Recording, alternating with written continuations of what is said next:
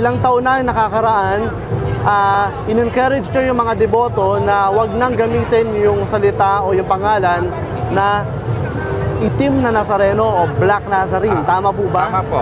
At ngayon, ang in-encourage nyo pong gamitin ay Jesus Nazareno. Jesus Nazareno. Bakit po? At bakit po mahalaga ito? Unang-una sa kasaysayan po ay wala naman talagang tinatawag na itim na Nazareno.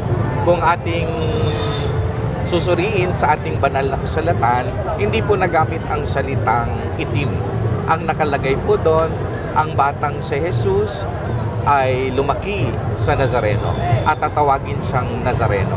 Kaya po ang Nazareno ay ang akmang-akmang tawag at Jesus po ang ibinigay na pangalan at hindi itim.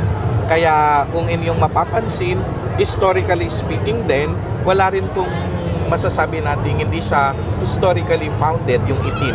Dahil wala rin po sa mga kasaysayan, sa mga aklat o sa mga libro, there was no point in time in history that it was officially called the Black Nazarene. Siguro naging sa mga pagsasalin-salin na lang ng mga tao sa kanilang karanasan na natawag itong itim na nakasanayan ng mga tao. Pero kumpara sa itim at Jesus, ano yung mas gagamitin nating akma? Definitely Jesus. Dahil ito yung pangalang ibinigay sa atin.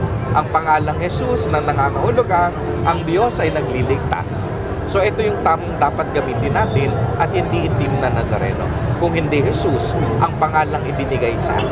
Masama po bang gamitin yung pangalang itim na Nazareno? Kasalanan po bang gamitin yun? Hindi naman to kasalanan. Sabi ko nga po ay maaaring hindi natin alam at some point in time in history, ito ay naging tanyag during that time at hindi natin matutukoy kung anong year ito na naging sikat na gamitin. Pero definitely ang ginagawa natin is pagkukorek. Instead nga yung itim, gagawin na natin Jesus dahil Jesus nga ang pangalang ibinigay sa atin at hindi itim.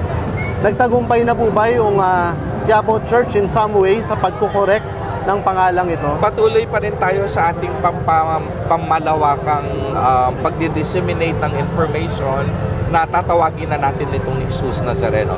Bagamat yung mga iba, itim pa rin yung ginagamit nila, definitely soon, no? Hopefully, ang lahat ay maging informed na about the proper usage na dapat natin gamitin.